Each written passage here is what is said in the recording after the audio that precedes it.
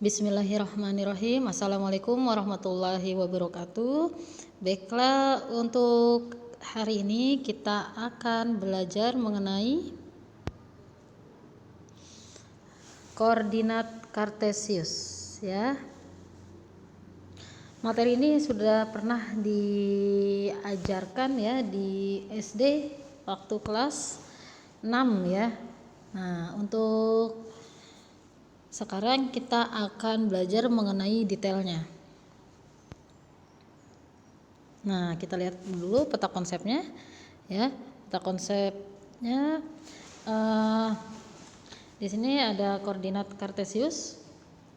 Nah, nanti kita akan belajar bidang Kartesius, terus koordinat suatu titik pada bidang Kartesius, lalu posisi titik terhadap titik lain pada bidang Kartesius ya.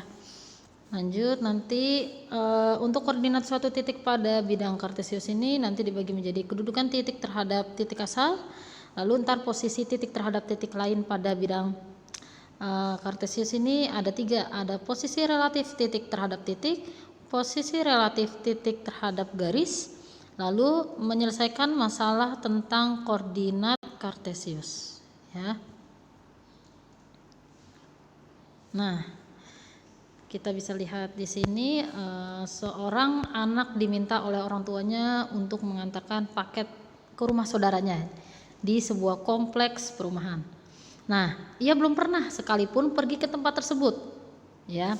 Jadi anak ini disuruh oleh orang tuanya untuk mengantarkan paket nih ke rumah saudaranya.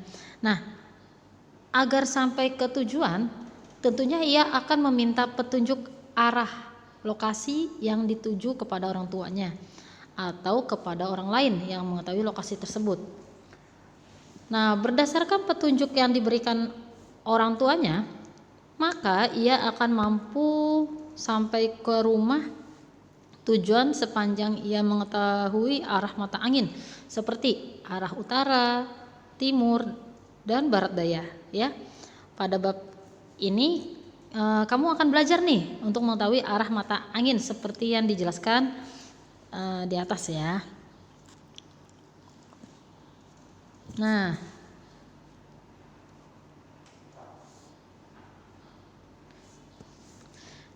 posisi titik pada bidang koordinat Kartesius nih yang pertama ya. Kita melihat tinjauan kontekstualnya dulu.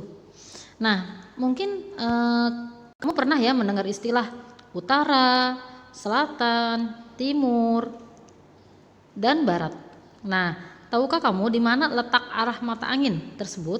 Nah, perhatikan ya pembagian arah 8 arah mata angin di sini ya. Utara, timur, selatan, barat ya. Nah, ini timur laut, tenggara, barat daya, barat laut. Mungkin dulu waktu SD pernah ada ya lagunya ya.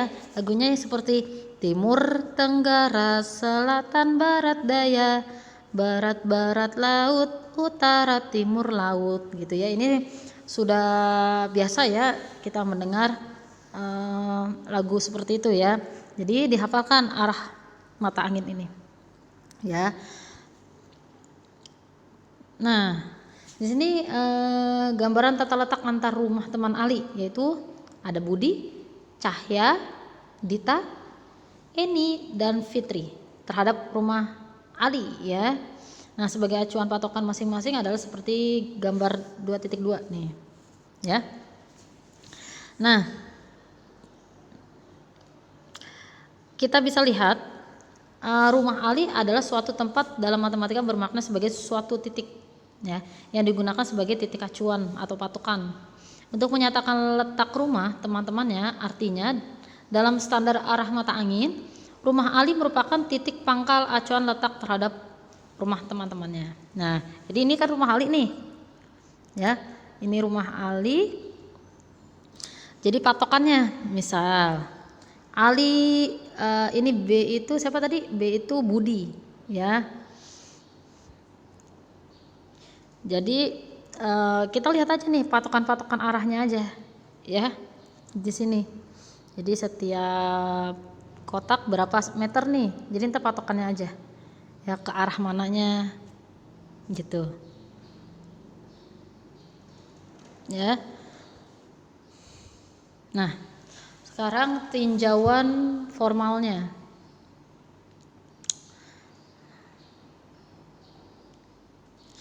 Tinjauan secara formal matematika ya didasarkan pada sistem koordinat Cartesius mengacu pada nama René Descartes ya, seorang filsuf Prancis di abad 17 Masehi.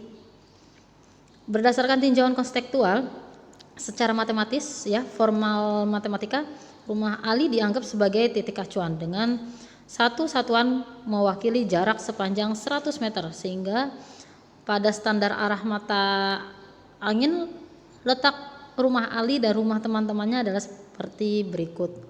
Nih, rumah Ali misalkan di sini titik pangkal koordinatnya namanya point of origin ya, O ya. Yakni O ini adalah 0,0. Jadi anggap saja rumah Ali itu 0,0 ya. Sini. Gitu. Oke, lanjut kita ke definisi ya. Di definisi ini letak suatu titik dari atau terhadap titik acuan adalah jika ke kanan itu positif ya. Jika ke kiri itu negatif. Nah, jika ke atas dia positif dan jika ke bawah dia negatif. Nah, di sini tambahannya ketika di SD itu kan tidak belajar tentang kuadran ya. Jadi di sini sesuai konvensi koordinat Cartesius dibagi menjadi 4 kuadran seperti pada gambar di samping. Nah, di sini tambahnya kita akan belajar tentang kuadran. Kuadran 1 itu berada di sebelah sini ya. Berada di sumbu X yang positif dengan sumbu Y yang positif. Ya, jadi ini sumbu X yang horizontal, sumbu Y yang vertikal ya. Kuadran 1 diingatkan nih. X positif, Y positif. Nah, kuadran 2 itu berada di sumbu X yang negatif dan sumbu Y yang positif. Kuadran 3 yaitu ketika X negatif, Y negatif. Nah, kuadran 4 adalah ketika X positif dan Y negatif, gitu ya. Jadi ini dipahami benar-benar ya mengenai kuadran. Oke. Mengenai ini masalahnya berdasarkan aturan sistem koordinat Cartesius yang digambar pada 2.3 yang tadi ya. Pertanyaan berikutnya adalah jika titik acuannya perhitungannya titik D. Nah, misalkan titik D menjadi titik acuannya ya. Tentukan posisi relatif titik lainnya serta titik D terhadap dirinya. Pemecahan masalahnya itu gambaran tentang posisi relatif titik D sendiri dan titik lainnya terhadap titik D dapat dilihat pada gambar di samping ya. Jadi misalkan titik D menjadi titik pusat di sini ya. Nah, ketika pertanyaannya misalkan ini apa posisi relatif titik lainnya serta titik D terhadap dirinya sendiri. Nah, misalnya kita patokannya ke E itu ya. Otomatis dari titik D ke E itu 3 satuan ke kanan ya, dan 5 satuan ke bawah. Kita lihat kotaknya ada 5. Jadi kita tulis 3,-5 gitu ya. Nah, jadi kita bisa ambil salah satu contoh misal posisi relatif titik E terhadap titik D. Karena posisi titik E dari titik acuan D adalah ke kanan 3 satuan dan ke bawah 5 satuan. Maka posisi relatif titik E terhadap titik D adalah jadi E terhadap titik D ya. Jadi 3,-5 dengan cara yang sama selidiki bahwa D titik D itu yaitu 0,0 ya. Berdasarkan contoh perhitungan posisi relatif titik E terhadap titik D tersebut, cobalah isi selengkapnya isian pada baris dan kolom tabel berikut. Di tabel 2.1 amati pola isian, kemudian cobalah untuk membuat dugaan hipotesis secara umum. Generalisasi tentang posisi relatif titik XY terhadap titik D 4,2. Terakhir, buatlah hipotesis secara lebih umum tentang posisi relatif sembarang titik. Pola isiannya kamu dapatkan TD X2 kurang 4, Y2 kurang 2 sehingga diperoleh kesimpulan bahwa posisi relatif sembarang titik T X2 Y2 terhadap sembarang titik acuan D X1 Y1 adalah TD X2 kurang X1 Y2 kurang Y1. Ya, jadi pengurangan saja. Pengurangan X2 kurang X1 dengan Y2 kurang Y1. Ya. Jadi seperti ini contoh. Jadi tinggal dikurangi saja. Ya. X2 kurang X1 Y2 kurang Y1. Nah, ini rumus ininya, posisi relatif ya. Nah, bukti secara formal deduktif matematika pembuktiannya adalah seperti berikut. Misalkan koordinat titik T dan D berturut-turut adalah X2 Y2 dan D X1 Y1. Untuk mempermudah pemahaman setelah menentukan letak titik D X1 Y1, letakkan titik T X2 Y2 di sebelah kanan atas titik D seperti berikut ya, seperti ini ya. Tuh. Nah, jadi ini sama seperti tadi ya. Lebih enak lihat ke contoh soal ya. Di sini tentukan posisi relatif titik B 1,5, C min 3,4 dan D 5,-2 terhadap titik A. Nah, secara gambar posisi relatif koordinat titik C terhadap titik acuan A adalah seperti ini. Ya. Jadi kita tulis dulu nih, A yaitu 3,1 di sini, B 1,5, C min 3,4, D 5,-2. Ya. Nah, secara gambar titik C terhadap A. C terhadap A.